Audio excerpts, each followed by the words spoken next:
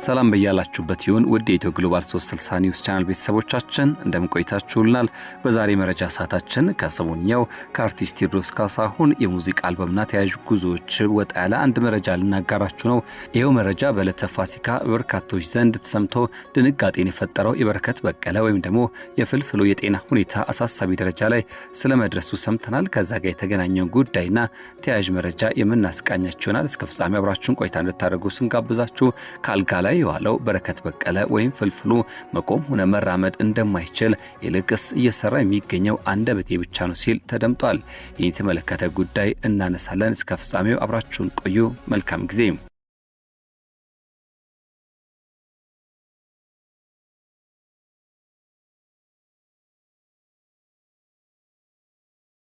የበርካታ ኢትዮጵያ ልብን በሐዘን የሰበረና ለድንጋጤ የዳረገ ድንገተኛው ክስተት በዕለተ ፋሲካ በዕለተ እሁድ ነበር የተሰማው። በአባይ ቴሌቪዥን አማካይነት በተላለፉ የመዝናኛ ዝግጅቶች ላይ በወቅቱም ኮሜዲያን ፍልፍሉ ታሞ አልጋ ላይ እንደዋለ ሲነገር ብዙዎች እንዲህ ይከብዳል ነገሩም ይከፋል ብለው አልገመቱ ነበር። ነገሮች ግን ሲታዩ ዛሬ ላይ ያለበት የጤና እክል እጅግ አሳሳቢ ስለመሆኑ ጠቋሚ ሆነው እናገኛለን። በትናንትናው ዕለትም ብፁዕ አቡነ መርቃሪዎስ እርሱ የሚገኝበት ሕክምና ተቋም ድረስ በመሄድ ጸበል ረጭተው ጸሎት አድርገውና ለመላው ኢትዮጵያና እንዲሁም ኤርትራውያን አግዙት የሚል መልእክት አስተላልፈዋል። እኛም ይህን የተመለከተ ጉዳይና እሳቸው በተገኙበት ወቅት ላይ ፍልፍሉ ስላነሳቸው ጉዳዮች እየነገርናችሁ የምንዘልቅ ይሆናል። አብራችሁን ቆዩ።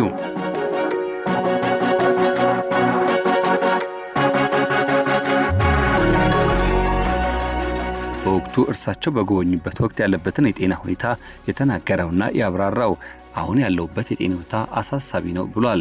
የሆስፒታሉ ባለቤት እስካሁን እየረዱኝ ነው ይቆያልም ብሎኛል ያለ ሲሆን ሕክምና ክትትሉ ሊቆይ እንደሚችልም ገልጿል። ከዚህ በፊት እሁድ ዕለት ማለትም ለልጆቼ ለበዓል እንድደርስ ነበር የፈቀደልኝ፣ አልተስተካከለም፣ አልፈቀደም። ስለዚህ ተመለስኩኝ። ካሁን በኋላ በቃ ስራ መስራት የምችልበት ሁኔታ ላይ አይደለውም ሲል ተደምጧል። በዚህ ባለውበት ሁኔታ መንቀሳቀስ መቆምና መራመድም አዳግቶኛል ሲል የተደመጠው ፍልፍሉ አክሎ ሲያነሳም እኔ ካልቆምኩና ካልተራመድኩ ደግሞ ያው ልጆቼን ማስተዳደር አልችልም። ጤንነቴ በቋሚነት እስኪመለስ እስከዛ ድረስ እዚህ ሆስፒታል ውስጥ ሆኜ እገኛለሁ። ስለዚህ ብዙዎችን እገዛ እፈልጋለሁ ሲል ተደምጦ ነበር። እርሱ ይህን ከማለቱ አስቀድሞ በሶሻል ሚዲያ በርካቶች ድምጽ እየሆኑለት ነበረ። በተለይም ደግሞ ለአመታት መድረክና በስክሪን ብቅ እያለ የሁላችን ቤት ውስጥ ጭንቀትን በሳቅ የገፈፈው የኢትዮጵያ የደስታ ምልክት ተወዳጁ ኮሜዲያን በረከት በቀለ ፍልፍሉ በአሁኑ ወቅትም በስትሮክ ከተመታና ሕክምና ክትትል ማድረግ ከጀመረ ጀምሮ በርካታ የኢትዮጵያ ሕዝብ እንዲረባረብ ጥሪ የሚቀርቡ ድምጾች ሰምተው ነበር። ታዲያ ይህ የሳቅ ምንጭ ሆነው ወንድማችን መቆምና መራመድ አቅቶት በሕክምና እርዳታ ላይ ሆኖ ማየት ለሁላችንም ከባድ ድንጋጤ ሆኖብናል ሲሉ ሀሳባቸውን ያጋሩት አንዳንድ የማህበራዊ ትስስር ገጽ ተጠቃሚዎች በረከት ለሀገሩ የከፈለውን የደስታ ዋጋ በመዘን የሕክምና ውጪ ለመሸፈን የሚረዳ በራሱ ስም የሚንቀሳቀስ የባንክ አካውንት ተከፍቶ የሚወደውና የሚያከብረው የኢትዮጵያ ሕዝብ የቻለውን ያክል አቅም እንዲያበረክት ጥሪ ቀርቦ ነበር። ታዲያ በጥሪው መሰረትም በረከት በቀለ ፍልፍሉ ይህን እገዛ በእጅጉ እንደሚፈልግና በርካቶች እንዲረባረቡ የድጋፍ እጃቸውንም እንዲዘረጉ ጠይቀዋል።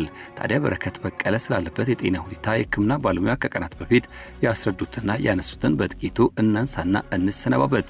ከኋላ ጭንቅላቱ ላይ የረጋ የደም ዝውውር ሲቋረጥ ባለው ምልክት የመጣ ህመም ነው ያሉ ሲሆን ወዲያው አልታወቀውም ነበር። ማቅለሽለሽና ማዞር ነበር። ወደ ሆስፒታል ሲመጣ 3 ቀን አሳልፎ ነው የመጣው። ወዲያው አልመጣም። ጭንቅላታችን እንደ ካርታ ባዩ ምልክቱ ስትሮክ የሚያርፍበት ቦታ ይለያያል። ለሁሉም ሰው አንድ አይነት አይሆንም። በጣም የተለመደው በአንድ ሳይድ ፓራላይዝድ መሆንና እንዲሁም አፋችንን ወደ ጎን ማጣመም ከነርቮች ጋር አለመስራት ጋር ተያይዞ አፋችን መያዝ ያጋጥማል። ብዙ ሰው እንደዚህ አይነት ነገር ሲያጋጥመው ቶሎ ወደ ሆስፒታል ይመጣል። ስትሮክ የሰዓት ጨዋታ ነው፣ የደቂቃ ጨዋታ ነው።